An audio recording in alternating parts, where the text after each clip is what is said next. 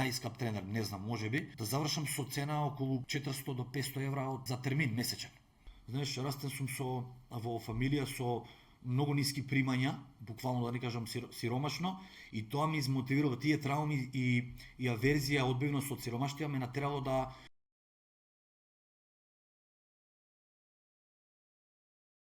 Здраво патриоти и патриотки, добре дојдовте во 12-та епизода на Патриотски муабети. Денеска ќе зборуваме со, можем да кажеме, мојот фитнес тренер, бар ти што ми го правиш планот и ми дава совети, ја идам во теретана, сакам да спортувам, сум бил спортист, сакам тој тренд да го продолжам, затоа што знаеш како, еве јас со години сум вежбал, сега нагло кога прекинав, едноставно имав вишок енергија и сакам бар еве да искористам таа енергија на позитивно за моето здравје и ми беше многу битно затоа што долги години вежбам, сакам еве као твојава стручност да искористам, да ми кажеш ти на пример за кој е добриот план за исхрана, како правилно се прават вежби и стварно имаме добра соработка, затоа и сакав да те викнам тука и не само за тоа, ти професионално работи со онлайн коучинг и сакаме да позборуваме да направиме еден квалитетен муабет за да им покажеме на луѓето дека може во Македонија да се успее во било која сфера на бизнисот и претприемаштвото. Така ти благодарам што дојде и што ја прифати оваа покана. Фала ти многу за поканата пред се. Фала многу за повикот, веднаш го прифатив со задоволство. Чест ми е и ми е мерак да си направиме добар муабет со цел да пренесеме подобра порака кон младите, па и кон старите. Ова нема старосна граница, нели, вежбањето и бизнисот се вечни. Јасно, да. Така да се надам дека ќе мотивираме и ќе освестиме одреден број на луѓе. Јасно. Вака, чисто да еве за почеток за луѓе доста те знаат, си гостувал на подкаст и не би сакал многу да се задржиме на тој дел, но еве за тие луѓе кои не те знаат, ако можеш на кратко да ни кажеш бар за еве како си почнал со После креав 200 на бенч, тоа е. Да, кратко. Како си толку јак, не знам еве чисто да. Па да ти кажам како сум почнал на кратко. Не знам дали можам на кратко да кажам, да не влезам длабоко у темата да го раскажам цел подкаст на еден здив, али како па имам доста успеси на тема фитнес трансформации со луѓе, обожавам тоа да го правам бидејќи сакам да влијам позитивно врз здравјето и долговечноста на животот на кај луѓето и едноставно ми видов дека ми пасува, ми одговара таа професија. Кај мене тоа се случи на рана младост, некаде 18-19 годишна возраст. Рано сватив што сакам, а што не сакам. Тоа ми беше главното нешто што особено ставам акцент на тоа што сватив што не сакам. Сватив дека не сакам да работам за друг долго време. Не сакав не дека имам проблеми со авторитети или со газди, со шефови. Напротив, сум функционирал одлично сум имал директори над мене, шефови. Напротив, сметам дека мора да поминеме некоја фаза работејќи за друг со цел да стекнеме некоја дисциплина. Мораме да стекнеме дисциплина или преку спорт или преку работење за друг. Ја и преку двете, преку едното го стекнав, преку другото го совршив. Така да моите почетоци беа рано, фактички ја не знам мојот дали да го наречам кариера, кај мене се базира све на база на љубов и хоби. Му посакувам на секој ете, му препорачувам да си се пронајде, да изгради кариера врз база на она што го сака и што го обожава и што најдобро го умее. Само така ќе живееш и ќе работиш со леснотија. И така фактички парите ќе бидат само како последица на она што го сакаш, што е пресудно за да бидеш среќен и успешен. Јасно, не, супер, мислам вака, да речем прв пат кога си влегол во теретана, тоа ми исто така беше. На моја 17 годишна возраст, тогаш играв фудбал. Да, и искрено не очекував дека ќе ескалира тоа позитивно, дека ќе ми стане бизнис. После 3-4 години веќе ми се појави некоја визија што треба да правам и што сакам да бидам. До тогаш реално у тоа време, не знам, 2005-2006 година не имаше опција и професија изградена фитнес тренер. Не постоеше таква професија. Па немало и теретани, не знам тоа како. Па имаше, знаеш како 7-8 теретани у државава и вежбаа строго или професионалци или полицајци или обезбедување, вратари, дечки кои што им или боксери или кошаркари, дечки кои што им требаше фитнесот како алатка за перформанс или пример обезбедувачи кои што мора да изгледаат така по импресивно. А немаше многу вежбачи, девојки и речиси и да не вежбаат девојки. Трчаа на кеј, планинаре, ама фитнесот им беше како табу тема. Јасно, да. И во тоа време почнав, да кажам, после фудбалот, прекинав со фудбал за да почнам фитнес. Не знаев дека толку ќе навлезам и ќе се заљубам у тоа. Јасно. И сега, например, сигурно и перцепцијата веќе од 2005 кога си рекол дека си почнал до сега драстично се менува. Работиве се гледат па само тоа колку се промовира веќе здрав живот, колку теретани само се отварат, колку веќе се збори за тоа. Едноставно, стварно имаме енормен раст на оваа тема, посебно повеќе се зборови. И што мислиш, например, колку сега се активни младите за ова, за разлика од 2005, ако може нека компарација да не направи? Да, бројката и разликата се, не знам, екстремни. Статистиката вика дека буквално 300% се кренати бројките. Еве, сега да не зборам на светски рамки за Македонија, дури знам и некои точни статистики, само што приказнава има две страни. Искрено има и добра и лоша вест. А прво добрата ќе ја кажам. Доброто е тоа што има преку 200-300 фитнес студија во Македонија, кои што се активни, легални, кои што се преполни. Еве, знаеш, ние каде што вежбаме, полно е. Од сабајле, утрински термин на вечер, едноставно сите фитнес центри се преполни, се отвараат јога студија, кросфит, функционални тренинзи и ме радува тоа што екстремна е бројката на посетители на фитнес. Дури што е многу фасцинантно, сега фитнес посетуваат и рекреативно тренираат редовно категории на луѓе кои што никогаш не тренирале. У смисол, тренираат и боемџи, пијаници, буквално алкохоличари, наркомани. Јас сум имал клиенти кои што се зависници, у денот наоѓа 1 саат да вежба, а после што прави, тоа на некој начин му е него подсвесно перење нели на телесни гревови. И тоа е некако помалото зло, го намалува злото.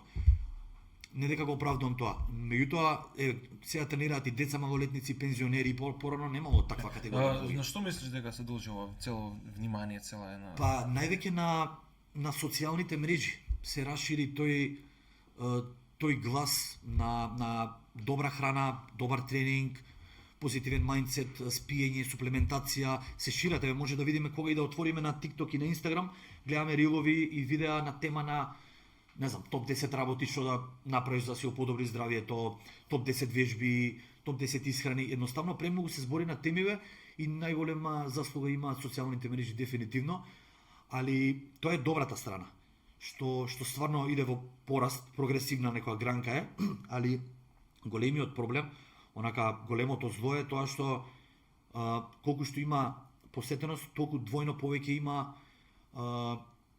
конзумација на дрога, конзумација на алкохол, конзумација на шекери, junk food. Можеме да видиме на секој чекор дека најгласни и најголеми билборди се KFC, Макдоналдс, Бургер Кинг, бодат во очи. Едноставно, ние како луѓе сме многу лесно манипулативни на тие нешта. Прегласни се и пресилни рекламите и особено младиве кои што се уште по манипулативни од нас, многу лесно потпаѓаат на тие пороци. Храната е најголем порок реално. Храната може да уништи здравието, некогаш и полошо од другата. Така да тоа е поразително што се оди надоле. Знаеш, последните бројки викаат во Македонија дека над 35%, моментално во 2024 година предходната, над 35% имаме гојазност на луѓе. И тоа збориме за сериозна гојазност која што е централен проблем од која што проаѓаат и се извираат многу болести. Од канцер, диабетис, запушување на крвни садови, мозочни и срцеви удари. Ја тоа убаво кажа, например, свесноста на луѓе, збориме веќе и лекариве тоа го апелираат и веќе и трендите веќе да се оди во теретана, че свесноста на луѓе алудира дека треба за да живееш здрав и добар живот и долг живот треба дека храната е клучно.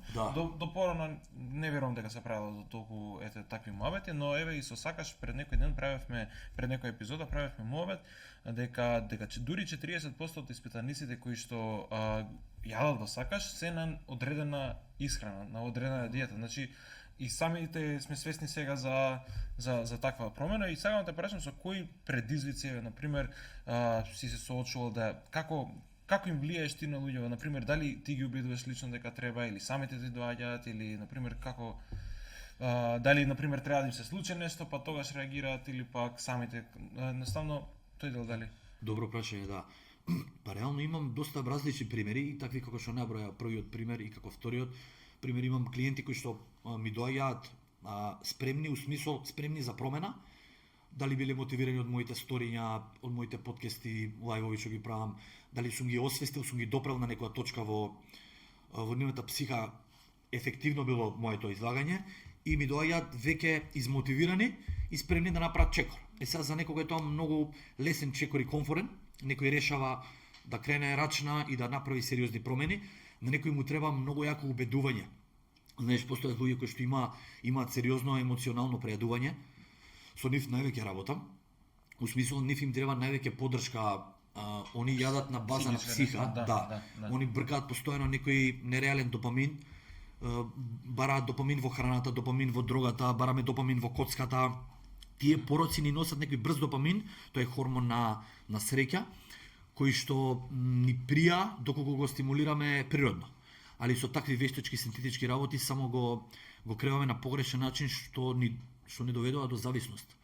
Така да имам категории на луѓе кои што со леснотија го следат планот и програмата и прават онака животна промена за кратко време. Има некои што буквално се бориме година-две за да ги смениме тие стари навики кои што можеби датирале 20 години во неговата историја на нездраво живење. Јасно. Значи, ти викаш дисциплината можеби најважно, мотивацијата веќе луѓето се спремни, дисциплината затоа што ако гледаме така едноставно тие луѓе само треба да престанат што се вика да јадат и ќе се завршат работава. Ти на пример како им влијаеш? Што е тоа што е твоја трик што им кажеш на луѓето како им влијаеш психолошки дека треба да се водржат по тој план и да тера така? Да, па мотивацијата, знаеш, многу луѓе се подпираат на мотивација, ама не е нешто што може да се ослониме на тоа. Мотивацијата може да доаѓа во бранови, да биде појака месецов, па да не бутне 2-3 месеци да нема мотивација. Јас сум имал години каде што сум се спремал за надпревар и не сум бил воопшто по 10-12 месеци сум имал некои надворешни дистракции, стресови и не сум имал никаква мотивација, ама едноставно никој не ме прашувал. Знаеш, растен сум во фамилија со многу ниски примања, буквално да не кажам сиромашно, и тоа ми измотивирало тие трауми и аверзија, одбивност од сиромаштија ме натерало да тренирам силно, да работам јако и да постигнам некои успеси, бидејќи некогаш е добро да немаме опција Б, да имаме опција А, само да газиш напред, буквално. Така да мотивацијата, дали била тука или не, секогаш треба се подпреме на дисциплината. Дисциплината е таа што ќе ни даде прогрес и во бизнисот, нели? Да, јасно. И во вежбањето, и во музиката, едноставно дисциплината не води. А дисциплината можеме да изградиме, дека што кажав, или преку работејки за друг, или преку спорт. Да, јасно. Сакам те прашам кога ти се одлучи посериозно дека треба да се бавиш со коучинг, па после со онлайн коучинг, ако може да го споделиш тој факт е да. Да, па, знаеш, како тренер започнав официјално негде 2008 година, колку се тоа многу години. И во тоа време немаше опција онлайн коучинг, имаше опција, беше таа закреирана професија фитнес тренер, али првите у наводници 10-12 години мораше некако да се изгине на терен, да се работи еден на еден со луѓе. Тоа го правев од 2008 до короната, отприлика, до пандемијата, до 2021. И можеби би го правил уште да не ме освестија некои работи, бидејќи тие години бев тотално пребукиран од сабајле до вечер со клиенти, од утро до мрак буквално работев. И сметам дека требало така да изгинам, што се вика, да дадам жртва, за да се случи нешто подобро, за да пробијам некој левел. Иначе нема како да се пробие. Знаеш, младиве, например, сега имаат многу подобри услови да го прескокнат тоа една деценија таа жртва. Знаеш, со дигитални мрежи можеш да станеш контент креатор за година дена, да станеш, не знам, тиктокер, да правиш пари. Порано тоа го немало. И затоа викам, сум морал на терен да работам 10-15 години за нешто околу короната да ме освести. Најверојатно беше тоа смртта на татко ми, ме освести, бидејќи до тогаш немав приватен живот, буквално немав никаков приватен живот, немав слободно време и се нема видено со никого, буквално ни со родители, ни со девојка, ни со никого и некако ми фалеше среќа. До тогаш бркав пари и мислев дека парите се финалната среќа, али подоцна да сватам дека сум бркал можеби погрешно нешто. Среќата ми е дефинитивно во слободното време и во она излагање од робството, од системот. Така да со онлайн коучинг започнав баш тогаш. Таа приказна после пандемијата, знаеш, се затворивме, нели, по дома, не заклучија во карантини и луѓето почнаа да бараат опција и спас за доведување на подобра форма, перформанси, животни и здравствени проблеми. И особено дечките од диаспората, наши македонци кои што живеат Австралија, Канада, небитно Швајцарија, постојано ми пишува пораки и поддршка за тоа што го правам. И они ми дадоа идеја као, брат, ова што го правиш супер, дај некако да бидеме во контакт, дај да ти платам да ми направиш програма. И се почна така. До тоа време имав мал број на онлайн клиенти, ама нема време да го спроведам тој онлайн коучинг, бидејќи бев по 2-13 сати на работа на теретана. И они ми дадоа идеја да го пренасочам тоа некако. И лека по лека ги дистанцирав и ги откажував персоналните тренинзи, се префрлав на онлайн и веќе 2022 тотално прекинав и сега е буквално имам друг живот. Јасно. Неспоредливо. И на што се сведува тој онлайн коучинг? Како ти е на пример ве план да им покажеме, да им кажеме на луѓето, на гледачите, на што се состои? Да, па се состои, се зависи каков тип на човек доаѓа, со какви параметри, висина, тежина, со какво претходно искуство и историја во своето тренирање или пак можеби немаат воопшто искуство со вежбање. Пред се барам еден прашалник да ми го одговорат. Висина, тежина, досегашни постигнувања во фитнесот, слика да ми пратат да видам визуелно тоа како изгледа, дали имат некои алергени, искршеници, и кога ќе добиам некоја таков одговор, правам анализа и склопувам план за храна, план за тренинг, суплементација или што и да сака друго во однос на, и го склопувам тоа во однос на нивните активности и слободно време од денот. Кај секого е различно. Со професионалци надпреварувачи фитнес, бидејќи спремам и такви, пристапувам малце поригорозно. Со рекреативци мора малку понежно, знаеш, да им ги менуваш полека работните и вежбачките навики, не може се нагло. И како те прифати луѓе, сега ти си бил со физичко присуство, па се одлучил за онлайн, како те прифати? Едноставно сигурно имало некои што ќе се разочараат, што ќе те откажале или Да, и се соочував многу со таа емоција. Имав луѓе што до тогаш ги тренирав по 9, по 10 години, трениравме, работевме, веќе ми станаа како фамилија, како другари, знаеш. Се сврзуваш емотивно со нив, не само што заработуваш од нив, туку некако цел ден, секој ден ги гледаш. Почесто нив ги гледам него девојками и мајками. Да, јасно, да. И беше тој битен момент, ми беше многу тешко како да ги откажам тие, пример, имав околу 30 персонални клиенти и знам дека имав во тоа време список на чекање околу 30-40 луѓе кои што чекаа слободно место, до толку бев пребукиран и како да им откажам, се викам на 30 луѓе, прво многу пари се тоа, стварно заработував одлично и не ти доаѓа, не ти е комфортно веднаш да ги откажеш, нешто што си го работел 15 години, наеднаш како да го преместиш во онлайн, ми беше доста стрес, доста дискомфорт. Ама ете, работејќи на себе, работејќи со психолози, некако го пробив таа бариера и преминав буквално преку ноќ, да кажам, онлайн, и сега е неспоредливо подобро бидејќи можам да опфатам вака илјадници луѓе, можам да опфатам, не знам, 10.000 луѓе, така можам само 20, 30 и сум ограничен и пребукиран временски. Сега сум временски слободен. Јасно, да. Пример, колку ти се движеле вака цениве за некој тренер од прилика, на пример, како ти биле за физички персоналните тренери порано од прилика вака? Порано реално кога сум почнал беа екстремно ниски. Во тоа време со тие примања пред онаа инфлација беше можеби и скапо, пример 4-5 денари месечно, за да тренираме 3-4 пати неделно, пример. 3-4 денари. После тоа порасна 6-7-8 за да завршам. Кога завршив со персонални тренинзи, можеби сум бил најскап тренер, не знам, можеби да завршам со цена околу 400 до 500 евра за термин месечен. И тоа не повеќе од 3 пати неделно. Отприлика завршив околу таква цена 500 евра. Морав да поскапувам со тек на време со цел да изречам број на луѓе, да добиам иста, да кажам, финансиска подкрепа или поголема со помалце време. И ми успеваше тоа. Први на почетокот бев под стрес како ќе зголемам сега цена, знаеш, овој го вежам 5 години, како ќе му кажам сега 9-10 денари, па 12, се осеќав дека претерувам, ама тоа ми беше, не знам, мојата грижа на совест, што можеби бев overthinking многу. Сигурно и луѓе се откажувале, можеби прескапо. Да, има некој мој скапо и ти вика, фала пријатно, па тука вметнував некој друг што чекаше на список.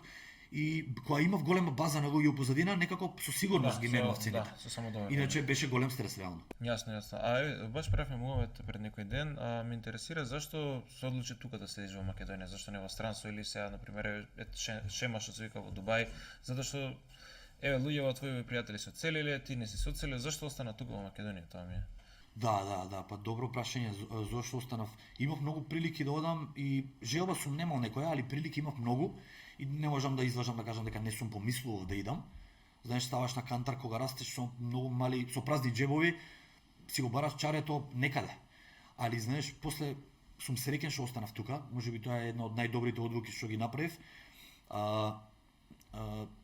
У тоа време многу мои другари, пријатели и колеги аплицираа за бугарски пасош, па добија, си излегоа кои Британија, небитно Швајцарија, Шведска, отидоа.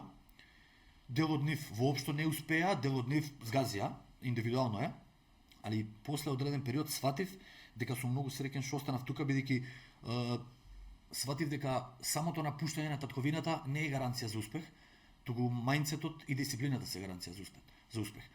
Така да, ако си доволно силен, борбен, имаш дисциплина и развиеш некоја психолошка технологија како да напредуваш, дефинитивно и во Битола и во Мелбурн може исто да прогресираш. Јасно. И се многу луѓе тука им добивав коментари: "Абе брат, ти си за Америка, иди у Дубај." Ја викав: "Зошто? Па нели треба добрите кадри тука да останат? Зашто да си одиме сите ако сум добар кадар?" Па таму имаш поголема публика, вика. Да, имаш поголема публика, милионска публика, ама имаш и милионска конкуренција. Са не може пак и од Карпуш да дојде во Мајами и да згази на терен така и да се пробие, да доминира на тоа поле. Има американци кои што се локалци и газат едноставно. Не можеш да си така конкурентен. Не дека сум скептик дека не можам да успеам у странство, ама зашто добрите кадри да не останат тука и да направиме ние македонското Дубај? Јасно, да. Еве ти само 10-12 години си инвестирал тука за твојот бренд имидж, да се потрудиш да го изградиш кој пак играм. Така сега да почнеш пак од нула, маца и е потешко. Да, тешко е дефинитивно. А вака сега со онлайн коучингот, дали имаш на пример од странство луѓе, на пример што не се македонци кои ти го купуваат, дали има таква опција нешто? Па да, искрено 70% ми се имам и голем број од тука, од различни градови од Македонија, ама најголемиот дел ми се од од диаспората, од македонци што се во Америка отишле дали на work and travel, дали порано имаше шема се одеше во Ирак и Афганистан, ако ти текнува. Имаше еден голем бран, едно 5-6 години кај што мои многу другари отидоа во Афганистан и некои останаа таму по тие кувајтски земји, по тие азијски земји. Дел од нив се може да видиме дека самото напуштање на земјава не е гаранција, бидејќи сигурно и ти познаваш некои другари кои што се долго време во Германија пример, а не се успешни. Се уште се заглавени во тој левел, Макдоналдс работа, KFC, Starbucks, што не го подценувам тој стил на работа, али ако е за Макдоналдс, боли седи тука, сигурно ќе најдеш подобра работа во некој скопски ресторан. Реално. Да, ти си добар пример, еве како што си работел, си почнал од нула, си направил свој бренд, си тераш и едноставно добро заработуваш. Така да само да кажеме до луѓето што гледаат дека е во странство да се заработува повеќе, значи шансите ако има квалитет тука, квалитетот се цени за многу работи. Да, апсолутно. Да, и сега живееме нели во тоа приватно време каде што ти можеш да се диктираш цената, никој не ти пречи, едноставно така и функционираш. Па ме интересира тука на пример ти си се одлучил за собствен бизнес. Еве веќе 12 години работиш, со кои предизвици вака се соочува, затоа што има многу фитнес тренери, не си единствен во Македонија. Да, како ти се издвојуваш од конкуренцијата? Како ти си тој што кај тебе ќе вложат средства и луѓе во тебе ти веруваат? Што мислиш дека ти си, по што си препознат? Па реално има доста, да кажам, критериум или параметри што треба фитнес тренер да ги исполни за да биде успешен. Не може туку така на среќа да се случи нели успехот. Тоест во ниеден бизнис не може на среќа да ти упали, мора да работиш на себе и да работиш на брендот, да пазиш да не се оцрни. А како би се издвоил? Знаеш, многу најверојатно не толку поради телото, форма се прави и се губи, мада многу е денеска важно за маркетинг да имаш добра форма. Како тренер мора да си рол модел, да си слика и прилика на тоа што го зборуваш, да си валиден, дека и ти ги практикуваш тие навики, тој здрав живот во рутина, али дефинитивно работата на себе, комуникацијски вештини. Да, грижата на корисници, претпоставам, тоа ти е, на пример, во секој време кое да ти пишам, ми враќаш. И затоа е многу битно да сакаш професијата, да ти е љубов. Ако го правиш само за пари, најверојатно кратко ќе траеш како бренд. Имам многу примери и работам со тренери, обучувам тренери, имам многу дечки кои што гледам дека го сакаат тоа исклучиво како пара го гледаат, таквите многу кратко траат. А ако гледаш како љубов и ако сакаш да менуваш тој животи, парата ќе биде како последица на таа љубов и многу ќе имаш поголеми успеси и со кеф ќе оправиш тоа. Али дефинитивно тренер мора да има некоја импресивна добра форма, не мора да е тоа надпреварувачка. Пожелно е, ама не мора да е надпреварувачка, нели не може таа форма цела година да ја држиш. Нормално е да имаш пад на мотивација и на некои услови да падне формата, али значи сега многу битно е исто маркетингот. Маркетингот е, да не речам денес, пресудно нешто за тоа колку и да имаш темелно знаење како прв услов за добар тренер, добра форма, работно комуникацијски вештини, ако немаш добар маркетинг да го пласираш тоа, нема каде да те слушнат луѓето. Да, вистина, да. Нема каде да го чуе твојот глас, еве, да кажеме дека си Ајнштајн, нема како да те чуеме, ако имаш добар маркетинг, се менува. Еве дека посебно и ова е една од причини зашто ја го правам и подкастот, затоа што правиме курс за дигитален маркетинг, каде што јас објаснувам кои се стратегиите, како да ги имплементираш посебно во дело, затоа што дигиталниот маркетинг го гледам како најевтина варијанта за да можеш ти да се пласираш и најсилна и најмоќна. Еве на пример, кои ти стратегии можеби ги користиш за социјалните мрежи, за дигиталниот маркетинг, како ти привлекуваш корисници, на пример, како комуницираш, не знам, сето тоа ако може да ми кажа дека правиш веб страна за нешто онлайн коучинг, на пример, ако може чисто нешто да ми кажеш еве како започна со онлайн маркетингот и се околу тоа. Да, па знаеш, порано бев скептик на тема маркетинг, у смисол не ја знаев моќта на маркетингот. Мислев дека бев навикнат на таа old school ера. Мислев дека само од човек на човек со препорака ќе иде тоа. Тоа така беше можеби до пред 5-6 години. Сега можеме да видиме дека најаките брендови се најаки поради маркетингот, не поради тој што имаат добар производ. Јас знам тренерки да не именувам, кои што немаат никаков квалитет на работа, едукација нула, форма така, ама имаат врвен маркетинг и прават сериозни пари. Значи, тоа се милионски бизниси што буквално може следам и некои странски фитнес тренери, инфлуенсери кои што немаат некоја форма ни па знаење, некоја добра едукација, али имаат у позадина баш такви маркетинг агенции кои што ги буткаат, им даваат ветар во грб и сумите се нереални, буквално се возат Ламборџинија, Г-класи, тоа е страшно, стварно. И ние имаме потенцијал за тука, само ете, кој што кажа ти, треба да се инвестира во маркетинг, не само во знаење и само во тело, него и во маркетинг. Така да, јас, например, како тоа го спроведив, како што кажа, бев скептик и пред неколку години кога видов дека се развива овој свет и дигиталниот свет оди во некоја сериозна прогресивна гранка, сватив дека најдобро нешто што можам да направам е да се прилагодам на новото дигитално време. И сите оние тренери или други професии, небитно адвокати или шнајдери, кои што не се прилагодија во новото дигитално време, останаа да стагнираат во чекори назад, живеат во 1990-та. И мене не ми беше лесно да се прилагодам, пошто сум растен без интернет како дете и сега интернетот го гледав како нешто што не морам да го правам. И реално не ми беше воопшто комфорт.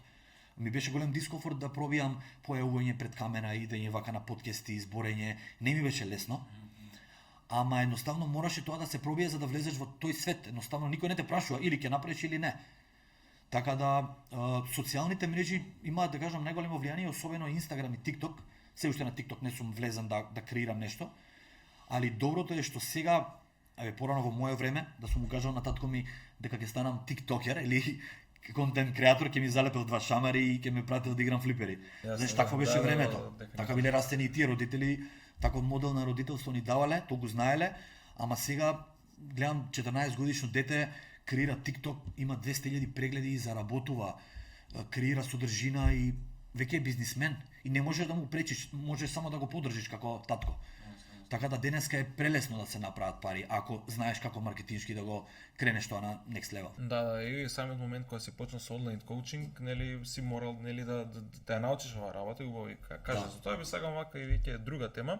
Значи, главно кој од колку до колку години луѓе ти пристапуваат, на пример, која ти е таргет група, на пример, што ја дефинираш, ја таргетираш, на пример, од прилика возраста на луѓе? Ти рече од стари до млади, ама од прилика главно која е таа? Па прво беше мала кратка таргет група, пример од 20 до 30 годишна возраст, беа свесни за тие животни промени, спорт, здрава храна. Сега буквално сите ми се таргет група, имам клиенти што имаат 65-6 години, трчаат на маратони се уште и се во предобра форма и ми се идоли, буквално како треба да изгледам на 65 години. Имам и дечиња 12-13 годишни, баш правев лани еден челендж, имав доста многу луѓе, баш со прехрани, со Лазаров го правевме челенџот. И имаме деца 10-11 годишна возраст. Јас се изненадив. Мислам, со нив мора да е понежен пристапот и малку поразлично, али моментално таргет групата е многу широка. Купци на програми ми се, како што кажав, од 10 годишна возраст до 60-70. И ми е драго што е висока свеста на оваа тема. Најверојатно ние тренерите, гласните тренери, имаат голема заслуга за тоа освестување. Јас наве се сакам дека постери се ближат, тоест веќе кој ќе биде емисијава почната, после веќе ќе биде започната, но еве јас користам протеини и работам со тоа, па ме интересира ти, например, што ќе ми предложиш мене за како јас да се хранам здраво, протеински, ама и истовремено да постам. Дали имаш нешто што може да се сподели на гледачите? Некој лайфхак. Некој лайфхак, да. Да, па да, имам доста многу клиенти кои што се екстремно побожни и секогаш постат, дали се великденски или божикни пости, тоа е добро, супер. Мислам дека 40 дена трае. Да, така. 40 дена трае. Дали е лесно, баш вчера имав прашање неколку и дали е лесно да се пости, сакам прв пат да постам. Се е у главата. Не е лесно воопшто, треба да се одрекнеш од некој. Можеби е добар постот за да зајакнеме ментална дисциплина и ментална издржливост на долг рок. Некои луѓе после постот продолжуваат уште доживотно да не јадат месо или продолжуваат со веганска храна, што го поддржувам тој момент. Знаеш, tips and tricks, трикови како да па дефинитивно сега бидејќи живееме во современа ера на суплементарна индустрија, може да си дозволиме да земеме некој вегански протеин кој што има добар вкус, кој што ќе ни ја заблажи таа диета и ќе нема да ја гледаме како во облик на диета, ќе ни биде лесно, бидејќи самиот збор диета не потсеќа на нешто страшно, хорор, ограничено и луѓето имаат одбивност од таа изрека диета.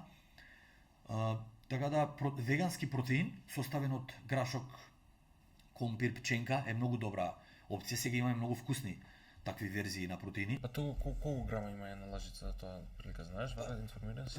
Колку грама протеин на Да, доза? да, Па исто слично пример од 30 грама мерица, класика, она што е serving size, една мерица можеби има 20 до 25 грама протеини.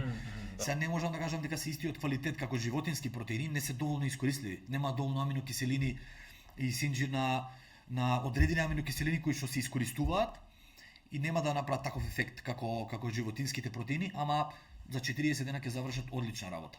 Јасно, да. Плюс ако тренираме и јадеме добро, доволно доволно компир, ориз, грашок, ако внимаваме и броиме макроси и калории, може да извадиме одлична форма за тој пост. Јасно. А вака е која нема да се пости, сега ја нели сум на booking season, така уште малце. кажа, уште малце. На што се состои да споделиш чисто да го објасниш терминот и да кажеш на како функционираме, што ми исхраната прилика да. Да, па се сведува исхраната на според твојот тип на тело си бара дефинитивно ти си висок. Можеби си hard gainer тип на тело, кој што по-тешко качува мускулна маса и јас сум исто по hard gainer тип на тело. Тоа е профил на тело кој што лепи брзо масти, а тешко гради мускулна маса. И имаш како две задачи, и да топиш и да градиш. Оние што се, знаеш, многу слабички дечки дефинирани без масти, кај нив е полесно. Они може да јадат и нездрава храна, многу калорична, им се таложи во мускул. Ние сме малку подруги. Така да треба, пример, типови на тело, профили како твојот, треба да внесуваат околу 300 до 500 грама јаглехидрати на дневна база и тоа да се сложени хидрати од комплексни извори како ориз, пченка, грашок, компири, овесни снегулки, некоја интегрална паста. Претпоставам и ти така живееш периодов. Протеинскиот внес е неопходен да е за твојата рамка и килажа околу 180 до 200 грама протеини. Фактички околу 2 грама протеин на телесна тежина. И тоа му доаѓа, например, што се состои, колку грама месо е тоа, какво месо? Па во превод, да кажеме 300 грама јаглехидрати е во превод околу, се зависи каков тип на ориз, ако го преведеме само во ориз, тоа е околу 400 грама, може и 500 грама ориз, или паста, или овесни снегулки. А месото, пример, за да стигнеме до 200 грама протеини, можеме да си, не мора да е само месо, можеме да направиме добар спој и комбинација од јајца, риба, месо, морско и whey протеин, прашок. Така да не мора да е само месо, не мора да е само јајца. Пожелно е да имаме различни извори на протеини, со цел да имаме подобра протеинска искористливост и синтеза. Јас сум се спремал на надпревари, имав една година се спремав 15 месеци само со ослич, по кило и пол ослич на ден. И формата ми беше стварно може и најдобра од живот. Факт е дека е монотоно, не им го препорачувам тој монотон систем на луѓето, бидејќи луѓето сакаат да сменаат, да им е вкусно. Јас бев ептен онака хардкор, влагав ептен дисциплинирано, а ти на пример можеш да комбинираш, можеш да јадеш мисиркино Па пилешко, мисиркиното има најмалку масти, а речиси највеќе протеини, така да ја мисиркино најчесто едам. Јасно. А кажи ми за луѓето што сакаат да користат стероиди да го брзат тој процес на градење мускулна маса, што мислиш ти за целото тоа, например, дали го препорачуваш, не го препорачуваш? Па, не го препорачувам дефинитивно кај рекреативци особено, не го препорачувам. Во професионалниот спорт, како што е и во другите случаи, во другите спортови, е неминовен, е неопходен, ама е најчеста појава. Реално бодибилдинг надпревар, особено оние IFBB Pro лиги, без допинг е незамислив, онака. Би било смешно да се појави човек тамо без допинг. Нема, не само што нема да си конкурентен, туку најверојатно нема ни да те пријават, да те примат. Колку и да си, треба да си екстремно генетски фрик некој, многу генетски надарен, да имаш некоја црнечка генетика и за да ти сака телото толку брз прогрес и раст на мускули. Тешко, али допингот е за жал или за среќа достапен сега во сите спортови. Има не фатени и фатени допинг играчи, нели? Али самите стероиди се хормони кои што телото наше ги лачи, меѓутоа во некоја одредена мера. Синтетичките стероиди, како хормони синтетички надворешни ги се внесуваат со цел да се подобрат перформанси, се направи подобар опоравок, подобро зрење на тестостеронот, на мускулите, да се отвори апетит и таа храна што јадеме да се искористува подобро. Не би го промовирал како нешто добро, има доста негативни последици. Тие се минимализираат ако знаеш како да ги управуваш тие инструменти. Кои се на пример тие негативни вака? Па има доста негативни страни од естетски проблеми, кожни дерматолошки проблеми, што е најмалиот козметички проблем, до срцев удар, мозочен удар, еректилна дисфункција, висок притисок, гинекомастија, што е пак, знаеш што е гинекомастија на градите, што е пак естетски проблем, не е животен проблем, али можеме во последно време да видиме дека доста многу спортисти починаа баш од користење на стероиди, не баш само од стероиди, туку сите оние, ќе напоменам, сите оние спортисти кои што користат или користеле допинг, а прележале корона или имаат внесено вакцина, конкретно Pfizer, доведува до многу честа смрт. Бидејќи самата вакцина се покажа низ годиниве 100 случаи дека екстремно многу е згуснува крвта. Самата корона нели е згусна многу крвта, качи димери, еритроцити и самите стероиди е згуснуваат крвта и шансата да имаш тромб шансите ти се 90%. Така да тоа е баш руски рулет. Еден апел до сите што го користат тоа и што земале Pfizer вакцина да си проверат густина на црвени крвни зрнца. Кажи ме, вака кои стероиди најмногу ги користат еве во Македонија, како? Дали се тие легални, дали се нелегални, како е тоа цело? Па фактички се нелегални, можеби нема се уште закон, оформен закон кој што се гласи против стероидите, али во светот се нелегални. Односно во професионалниот спорт се нелегални. Сега на пример да користиш ти нема сигурно да нешто да ти се случи кривично, али бидејќи ги има во аптеки, можеш да влезеш буквално во аптека да си купиш тестостерон. Тука во Македонија, така да? Да, апсолутно. Србија, Македонија, секаде. Сега по правило треба да бараат рецепт, бидејќи е нешто што треба да го заслужиш, односно да имаш некој хормонален недостаток со цел да може да го добиеш, нели, тој за одредена цена. Али не е легален. Најчеста конзумација имаме со тестостерон како главна база. Тоа го имитира нашиот тестостерон, буквално ги сите машки одлики, алфа машки одлики од агресија до опоравок, до либидо, јако расположение, самодоверба, сите тие се позитивни последици на тестостеронот. А и како тоа ја зголемува мускулната маса, онака енормно ја зголемува? Како се случува тој процес, ако може? Да, па директно не постои нешто што директно ќе ја зголеми мускулната маса, индиректно да, со тоа што максимално искористува храната што јадеш во мускулните келии, со тоа мускулот прима храна и расте, со тоа што ни носи нереално јак и добар опоравок, добар сон, добра агресија на тренинг и ако знаеш таа агресија да ја конвертираш, да ја усмериш во јак тренинг, дефинитивно ќе имаш прогрес. И самите протеини што ги јадеш за време на стероиди се максимално влезени во келија. Тоа се предностите на допингот. И опоравокот е многу брз. Например, ако имаш ти воспаление на градите 4 дена, карикирам, со стероиди може да имаш само еден ден, али може и да немаш воспаление. До толку опоравуваат.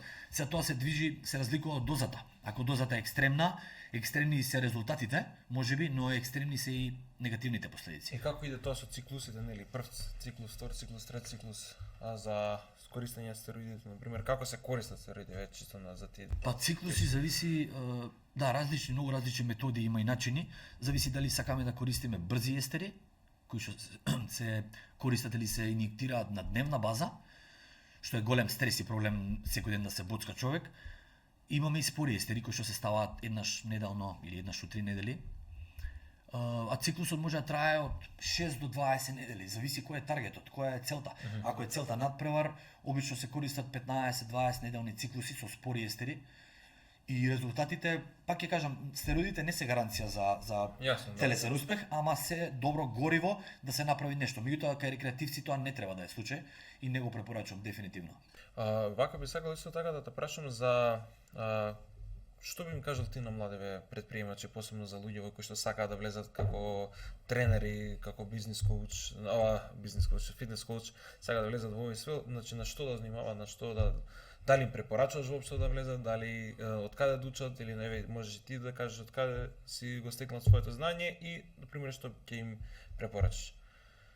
Да, па реално мора да кажам пред се дека оваа гранка е модерна гранка, е многу прогресивна, екстремно прогресивна, особено сега како што кажаме со дигиталната ера, многу брзо се распространува и се шири.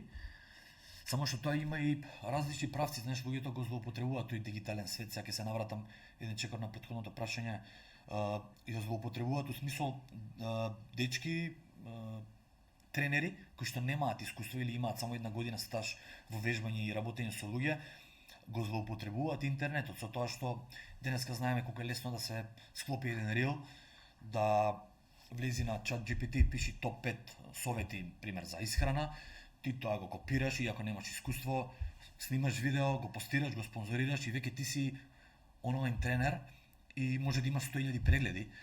Тоа носи бенефити, да, меѓутоа е измама некако, на некој начин не е валиден твојот продукт што го даваш. Така да маркетингот има и добра и лоша страна, али дефинитивно би препорачал на младите дечки да си посветат највеќе внимание на своите карактерни вештини и работни комуникацијски вештини. Бидејќи најголемите повеќето тренери се соочуваат со многу високо его. Знаеш, тренерското его е многу високо, бидејќи ова е спортна база на изглед, се појавува нарцисоидност, се појавува препотентност, ароганција, и ако не работиш на себе, и ако не работиш на скромност, на его, ако не го супресираш егото, и ако не си приземјен, најверојатно дека ќе бидеш одбивен за сите клиенти, за многу луѓе општо, реално никој не сака у друштво препотентен нарцис кој што само за него зборува, а тоа е најчеста појава кај младите тренери кои што брзо изградиле некое тело или мислат дека имаат тело, се случува таква препотенција и многу тешко доаѓаат таквите до клиенти. Затоа би препорачал да се работи на скромност, на вистински вредности, па и да се медитира, да влезеш во верата и во духовноста, тоа ќе те приземи да буквално да си доле, колку и да порастеш кариерно. И ти од твоето знање од кај си го црпел? Дали си учел, не знам, не те прашал за твоето образование, дали средно факултет или на пример плюс си учел, ако може нешто за тоа, па, не беше поврзано, мојот факултет беше лингвистика, преведување и толкување. Реално и не си го сака факултетот, не знам, у тоа време ние студиравме тоа што ќе ти кажат од дома да студираш. Да. Нели, средно сум учел тоа што татко ми кажал дека мора да учиш. За жал, ама ете, така требало да биде. А факултет, како што кажав, учев англиски, учев јазици и веќе кога почнав со студии, јас веќе знаев дека нема тоа да го работам. И почнав да се едуцирам, у тоа време немаше ваква интернет ера со 2 клика да симнеш некој PDF файл и да учиш цела ноќ. Немаше вакви онлайн семинари, курсеви и алатки за учење, не само што немаше, туку беа прескапи. И тие што имаа беа прескапа опција, знаеш, не можев да си го дозволам тоа. Па учевме од некои амерички извори, некои тренери, ментори, светски тренери у тоа време кои што не знаевме дали ја зборуваат вистината, знаеш, не беше поддржано тоа со факти. Тоа беше само нивното искуство. Али за кратко време, ете, Србија беше 10 чекори пред нас и учевме од многу Срби, од многу бугари, кои што и уште се неколку чекори пред нас и тоа време имаше семинари, курсеви и имаше многу едукацијски форми како да дознаеш. А инаку факултетот не ми беше поврзан со тоа, али сметам дека низ годиниве вложувајќи во ментори, во тренери, во сериозни доктори, постари луѓе кои што се гурува во својата бранша, тоа ми беше една од најдобрите инвестиции што може да ги направам. Тоа знаење што го стекнав од тие странски тренери, буквално немам каде да ги научам на наш факултет. Нема каде да се стекне со тоа темелно, длабоко знаење. Знаеш, не е само површно научија книгави толку, плюс ова е спорт и професија на база на пракса. Мора многу и да тренираш, да видиш како сето тоа реагира кај тебе и кај клиенти, бидејќи секое тело е релативно различно, и постојано ја се учам од примери. Моментално имам стотици клиенти кои што реагираат различно и имаат прогрес надвор од она по книга што го пишува. Така да учењето е се уште тука присутно. Порано кога, ја како дете, кога мислев дека кога имам високо его и мислев дека се знам, никогаш не сум бил препотентен, сум работел на скромност, ама кога мислев дека се знам, тогаш бев некако затворен за нови учења и мислев дека тоа е тоа што го знам и буквално мислев дека сум Google. Али работејќи со еден, со втор, со трет ментор, сватив дека ништо не знам и сватив дека ова е буквално океан со информации и можеш да пливаш доживотно и да прогресираш. Нели, затоа што човечкото тело е како цел Google систем, милиарди работи има, така да ако некој од гледачите сака да те консултира или да праша нешто стил за неговото тело, како може да те најдат луѓе? Да, па и јавно ги правам тие излагања, баш преска зборевме, секоја недела правам со мој другар Марио лайв на Инстаграм и бесплатно едуцираме луѓе, буквално се што ќе ни постават како прашање на овие теми, па и малку пошироко ги одговараме на тема фитнес, здравје, храна, навики, мајндсет и слично.